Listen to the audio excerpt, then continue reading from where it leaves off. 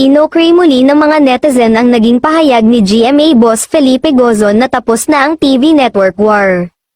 Idineklara ni Gozon na, TV war is finally over, nang magsanib puwersa ang GMA Network at ABS-CBN para sa pagpapalabas ng It's Showtime sa GTV.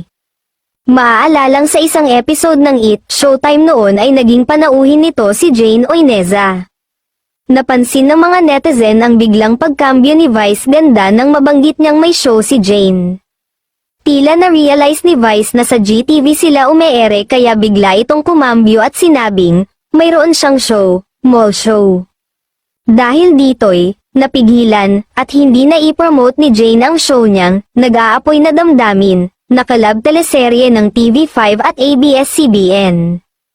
Nang tuluyang makuha ng GMA ang It's Showtime bilang main noontime show sa Kapuso Network ay tila mas humigpit ito dahil bawal ang mabanggit o mag-guest ang mga stars ng kapamilya upang mag-promote ng kanilang serye.